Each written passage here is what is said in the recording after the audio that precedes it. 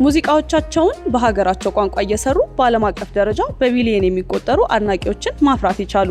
የኮንሰርታቸው ቲኬት በዓለማችን ትልልቅ ስታዲየሞች ሳይቀር በደቂቃዎች ውስጥ የሚሸጡላቸው የዓለማችን አንደኞቹ የወንድ ባንዶች። እነዚህ 7 ወጣቶች እነማን ናቸው? እንዴትስ እዚህ ደረጃ ደረሱ?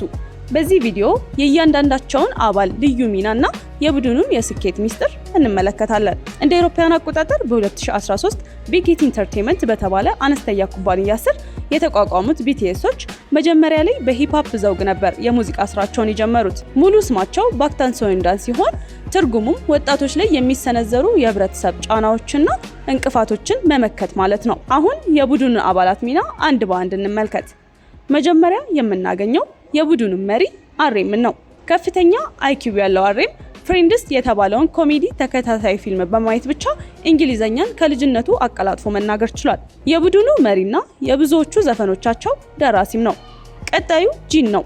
በቡድኑ ውስጥ በእድሜ ትልቁ አባል ሲሆን ወርልድ ዋይድ ሃንሰም በሚለው ቅጽል ስሙ ይታወቃል። በሚያስደንቅ የድምጽ ክህሎቱና በተጫዋችነቱ ቡድኑን በማዝናናት ይታወቃል።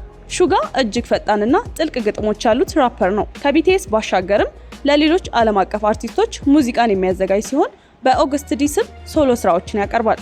ጄሆፕ የቡድኑ ዋና ዳንሰኛ ነው።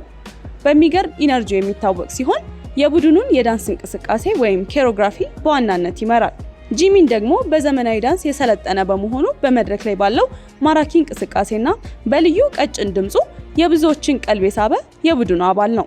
ቪ በተቃራኒው ጥልቅና ጎርነን ያለ ድምጽ ያለው አባል ነው። በልዩ የፋሽን አመለካከቱ በትወና ችሎታውና በማራኪ ገጽታው ይወደዳል። በመጨረሻም የቡድኑ ትንሹን አባል ጀንኩክን እናገኘዋለን። በዘፈን፣ በዳንስ፣ በቪዲዮ ኤዲቲንግ እና በስፖርት እጅግ ጎበዝ በመሆኑ ጎልደን ማክኔ ወይም ሁሉንም የሚችለው የሚል ስም ተሰጥቶታል። ነገር ግን ቢቲኤስን ከሌሎች ባንዶች ለየት የሚያደርጋቸው አንድ ነገር አለ። እሱም አርሚ የተባሉት አድናቂዎቻቸው ናቸው። ቢቲኤስ በዘፈኖቻቸው ስለ አእምሮ ጤና፣ ስለ ወጣቶች ፈተናና ስለ ራስ መውደድ ትኩረት ሰጥተው ይሰራሉ። በዚህም ከአድናቂዎቻቸው ጋር የጠበቀ ቤተሰባዊ ቁርኝትን መፍጠር ችለዋል። ከ7ቱ አባላት የእናንተ ምርጥ ማን ነው? የሚወዱት የቢቲኤስ ዘፈንስ የትኛው ነው?